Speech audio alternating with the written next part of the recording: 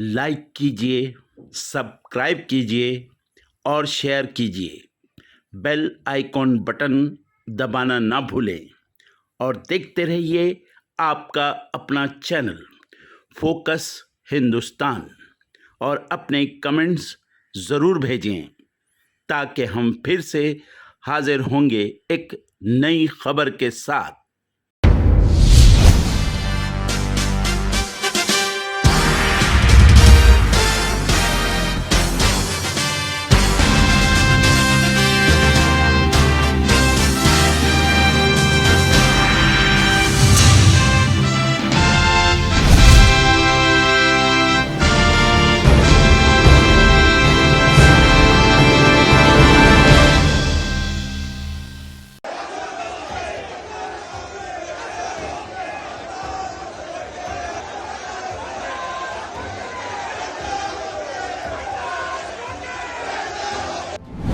महाराष्ट्र विधानसभा के बाहर मचा गदर।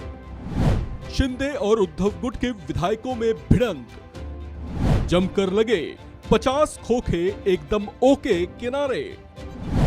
महाविकास अघाड़ी जमकर दहाड़ी।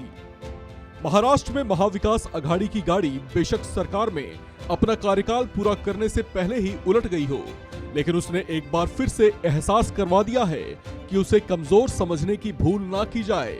वो सत्ता से बेशक बाहर हो गई है, लेकिन एक मजबूत विपक्ष के तौर पर सरकार को अपनी मौजूदगी का एहसास करवा रही है। महाराष्ट्र विधानसभा की सीढ़ियों पर पहली बार एक अजीबोगरीब हालात देखे गए। आमतौर पर सदन में और सदन के बाहर विपक्षी दलों को आंदोलित और उग्र होते देखा गया है, लेकिन मंगलवार को इसके उलट हालात दिखाई दिए। सत्ता में काबिज शिंदे और बीजेपी गठजोड़ वाली सरकार के विधायक पिछली सरकार पर आक्रामक दिखाई दिए।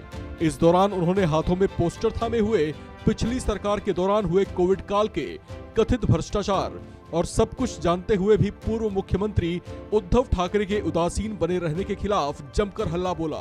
महाराष्ट्र विधानसभा के बाहर सत्ता पक्ष के विधायक अभी ये सब कर ही रहे थे कि तभी महाविकास अघाड़ी सहयोगी दल के विधायक भी हाथों में कुछ प्रिंटेड शीट्स और गाजर पकड़े हुए शिंदे बीजेपी कॉम्बिनेशन वाली महाराष्ट्र सरकार के खिलाफ कूद पड़े और उन्हें चिढ़ाने लगे। इस दौरान विपक्षी विधायकों को बड़े व्यंग्यपूर्ण लहजे में नारे लगाते हुए भी सुना गया। इस दौरान वे 50 खोखे एकदम ओके के नारे लगाते रहे, जिस पर माहौल गरमाया तो सत्ता पक्ष के विधायक तमतमा उठे और फिर वे उन्हें मुंहतोड़ जवाब देने आमने सामने आ गए। बताया जा रहा है कि इस दौरान शिंदे गुट के विधायकों ने उनसे छीना झपटी भी की। तनाव बढ़ता देख दोनों ओर के कुछ वरिष्ठ नेता बीच बचाव करने आए तो उग्र विधायकों को किसी तरह से शांत कराया गया। इसके बाद दोनों पक्षों के विधायक सदन की कार्रवाई में हिस्सा लेने अंदर पहुंचे। आपको बता दें कि इन दिनों महाराष्ट्र विधानसभा में मॉनसून सत्र चल रहा है। नई सरकार के इस पहले सत्र में सत्ता पक्ष और विपक्ष के बीच लगातार तनातनी देखी जा रही है, लेकिन मंगलवार को ये बात और आगे निकल गई और नौबत आपसी तकरार की बनती दिखाई दी, जिसके बाद मुख्यमंत्री एकनाथ शिंदे ने सदन में विपक्ष को चेतावनी भरे लहजे में समझाने की कोशिश की कि वे मर्यादा का उल्लंघन ना करें। गौरतलब है कि महाराष्ट्र में कुछ समय पहले ही सत्ता परिवर्तन हुआ है। शिवसेना का एकनाथ शिंदे समर्थक गुट टूटकर अलग हो गया था, जिसके बाद उन्होंने राज्य में बीजेपी के समर्थन से सरकार का गठन किया। सरकार बचाने के लिए उद्धव ठाकरे ने हर जुगत आजमाने की कोशिश की थी, लेकिन कुछ काम नहीं आया। अलबत्ता इस पर शिंदे समर्थक विधायकों की खरीद फरोख्त के आरोप भी लगते रहे। इसी बात को लेकर महाविकास अघाड़ी विधायक सत्ता पक्ष को चिढ़ाने के लिए 50 खोखे एकदम ओके के नारे लगाते भी सुने गए, जिस पर दोनों पक्षों के बीच तनातनी बढ़ती देखी गई। इस खबर में फिलहाल इतना ही। लाइक कीजिए, सब्सक्राइब कीजिए और शेयर कीजिए। बेल आइकॉन बटन दबाना ना भूलें और देखते रहिए आपका अपना चैनल फोकस हिंदुस्तान। और अपने कमेंट्स ज़रूर भेजें ताकि हम फिर से हाजिर होंगे एक नई खबर के साथ। केंद्रीय परिवहन मंत्री नितिन गडकरी का कटाक्ष। बार बार मरम्मत से खुश होते हैं ठेकेदार। राजनेताओं और अधिकारियों को भी होता है लाभ। देश के परिवहन में लगातार काम को लेकर चर्चा में रहने वाले केंद्रीय सड़क परिवहन और राजमार्ग मंत्री नितिन गडकरी ने शुक्रवार को निर्माण की खराब गुणवत्ता के कारणों से सड़क के बार बार होने वाली मरम्मत को लेकर कटाक्ष किया है। फिक्की के सम्मेलन में बोलते हुए गडकरी ने कहा कि बार बार रखरखाव से राजनेताओं, अधिकारियों और ठेकेदारों सहित सभी को बहुत संतुष्टि मिलती है, जिसका कारण सभी लोगों को पता है। हाईटेक रोड और बायोफ्यूल की बात करते हुए नितिन गडकरी ने कहा कि उन्होंने वैकल्पिक ईंधन के साथ साथ पेट्रोल और डीजल से छुटकारा पाने का लक्ष्य रखा है। उन्होंने कहा कि मैंने तय किया है कि हम डीजल और पेट्रोल का इस्तेमाल बंद कर देंगे। यह मुश्किल है, लेकिन एलएनजी, बायोएथेनॉल, मेथेनॉल और हाइड्रोजन का उपयोग करके इलेक्ट्रिक होकर ऐसा कर सकते हैं। एक इम्पॉर्टेंट चीज़ है कि टेक्नोलॉजी में ये बिटुमिन रोड कैसे भी बनाओ 2 साल में। एक अल्ट्राटेक में रिटायर्ड हुए टेक्निकल डायरेक्टर, उन्होंने एक वाइट टॉपिंग की टेक्नोलॉजी लाई। मैं भी अभी कल मेरी मीटिंग है हमारी सेक्रेटरी के साथ, तो कहने वाला हूँ कि ये क्या है, ये सीमेंट वालों ने कार्टेल करके मेरा गुस्सा आया तो मैंने इनको बंद किया, तो मैं कॉन्क्रीट पर मैं बोला अल्टरनेटिव मटेरियल ढूंढो, इसका लेवल कम करो ताकि इनका सीमेंट कम। तो अभी हम लोग 8 इंच का वाइट टॉपिंग और उसमें रबराइज बिटुमिन को उसका सरफेस बिटुमिन सरफेसिंग करेंगे। तो मुझे लगता है ये 25 साल कुछ नहीं होगा इसका। हम लोग 20,000 करोड़ साल के मेंटेनेंस के लिए खर्चा करते हैं, और मेंटेनेंस एक ऐसा विषय रहता है जिसमें नेता भी खुश होते हैं, अधिकारी भी खुश होते हैं, और बार बार मेंटेन करने में बड़ा आनंद है। नुकसान जनता का होता है। अभी ये परमानेंट रोड बनाना चाहिए, उससे कुछ लोग नाराज होते, ठेकेदार नाराज होते, हमारा धंधा खत्म। और ये बनाया तो 25 साल, मैंने नागपुर में पूरे कॉन्क्रीट रोड 25 साल कोई गड्ढा नहीं। मुंबई पुणे हाईवे बना है ये, अब यहाँ कोई गड्ढा नहीं है, 25 साल हुए। मुझे लगता है कि ये टेक्नोलॉजी का हम उपयोग कर रहे हैं। बाद में बहुत से वर्ल्ड रिकॉर्ड हुए, उसकी बात तो मैं कुछ कहूँगा नहीं। सम्मेलन में गडकरी ने यह भी कहा कि नई तकनीकी और सामग्री को अपनाकर टिकाऊ और रखरखाव मुक्त सड़कों के निर्माण के लिए समाधान खोजने का समय आ गया है। उन्होंने कहा कि सरफेसिंग के लिए 8 इंच सफ़ेद टैपिंग और रबर युक्त बिटुमिन का उपयोग करके सड़कें बनाने की योजनाएं हैं। गडकरी ने कहा कि ऐसे सड़कें 25 साल तक टिकाऊ हो सकती हैं और उन्हें शायद ही किसी रखरखाव की आवश्यकता होगी।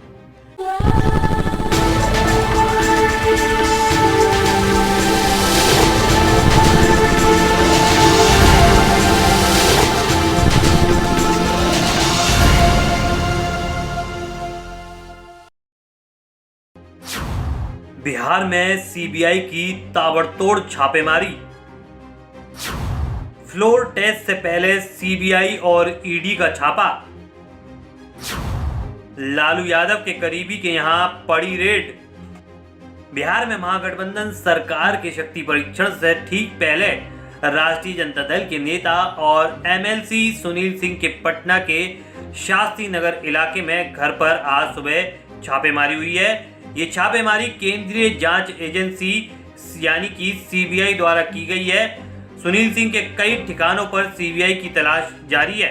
बता दें, सुनील सिंह को आरजेडी सुप्रीमो लालू यादव का बेहद करीबी माना जाता है। बताया जा रहा है कि सुनील कुमार सिंह के आवास के बाहर भारी सुरक्षा तैनात की गई है। सूत्रों का कहना है कि सीबीआई ने नौकरी घोटाले में कथित जमीन को लेकर छापेमारी की है। इसके अलावा बिहार में अन्य ठिकानों पर भी सीबीआई की कार्रवाई की खबर सामने आ रही है।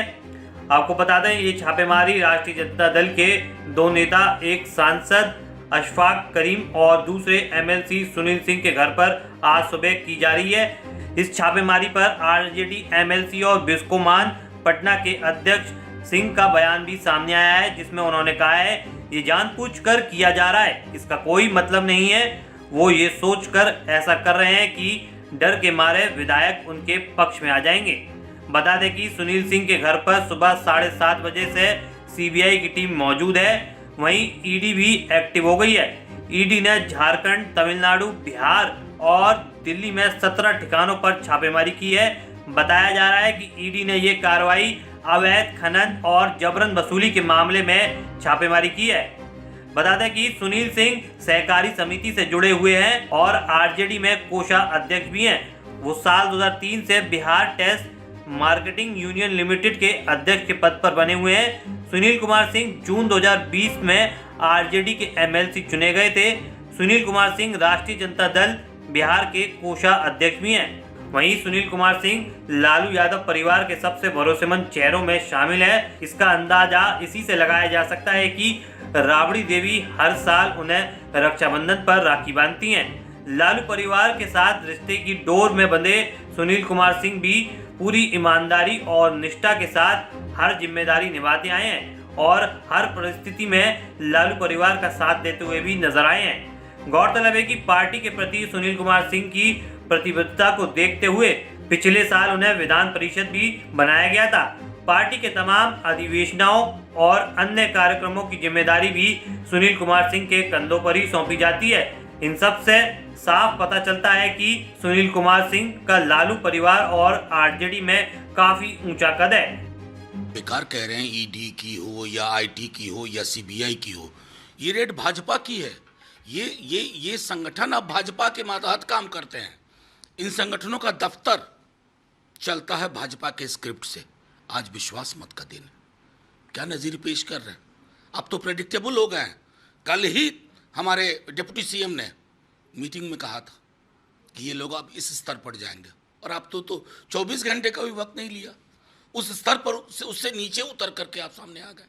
हमारे नेताओं की यहाँ रेड कर रहे हैं। किस बात की भाई, किस बात की खुन्नस है कि एक सरकार आपके अनुरूप नहीं चल पाई, उसने जन सरोकार के लिए गठबंधन बदल लिया, इसका है, इसकी खुन्नस है। पॉलिटिकली लड़िए ना, लेकिन आपने जिस प्रकार से हमारे नेताओं, अलग अलग नेताओं, हमारे साथ जुड़े हुए लोगों पर जो किया ना 26 वर्षों से हम देख रहे हैं। सीबीआई डराने के लिए तो डरने वाला नहीं है, हम लोग डरने वाला में से नहीं है। आज पहली बार नहीं हो रहा है छापेमारी। हमारा बिहार की जनता सब हमारा परिवार है, बिहार की जनता परिवार है, परिवार देख रहा है बिहार की जनता। आपको बता दें, इस मामले में सीबीआई ने तीसरी बार बिहार में छापेमारी की है। इससे पहले आरजेडी के पूर्व विधायक और लालू यादव के ओएसडी भोला यादव को सीबीआई ने गिरफ्तार किया था। उनके कई ठिकानों पर छापेमारी की गई थी। बता दें, ये मामला साल 2004 से 2009 के रेलवे भर्ती घोटाले से जुड़ा है। आरोप है कि लालू यादव जब रेल मंत्री थे तब उस समय नौकरी के बदले जमीन देने के लिए कहा जाता था। पैसे लेने में रिस्क था, इसलिए नौकरी के बदले जमीन ही ली जाती थी। वहीं इस तरह के अवैध काम को अंजाम देने के लिए लालू के उस समय के ओएसडी भोला यादव को ही जिम्मेदारी दी गई थी।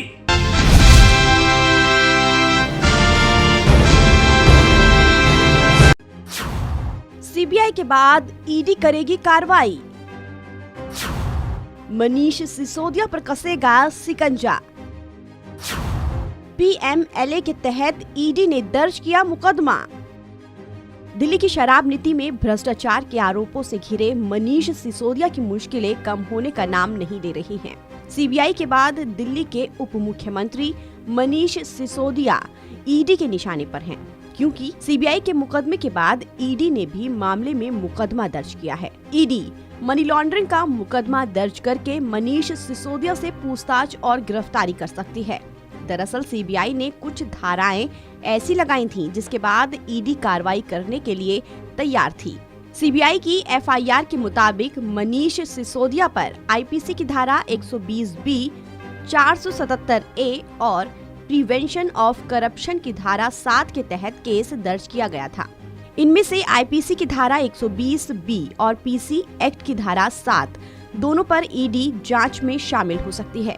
ये दोनों धाराएं पीएमएलए के तहत शेड्यूल ऑफेंस में आती हैं। इस तरह के मामलों में ईडी फौरन कार्रवाई करती है, जिसके तहत ईडी पूछताछ और गिरफ्तारी भी करने के लिए सक्षम है। अब ईडी ने पीएमएलए के तहत एक्शन मनीष सिसोदिया पर केस दर्ज किया है। मनी लॉन्ड्रिंग के केस में जो धारा लगाई गई है उसके तहत ईडी नोटिस जारी करके मनीष सिसोदिया से पूछताछ के साथ गिरफ्तारी भी कर सकती है। मनीष सिसोदिया मामले में दोनों एजेंसियों के आने के बाद मामला गंभीर हो गया है। ईडी के आने से मनीष सिसोदिया की मुश्किलें दोहरी हो गई हैं। दोनों एजेंसियों में सीबीआई जांच पर फोकस करेगी। अपराध में शामिल लोगों ने कैसा पैसा लिया और सरकार का क्या नुकसान किया।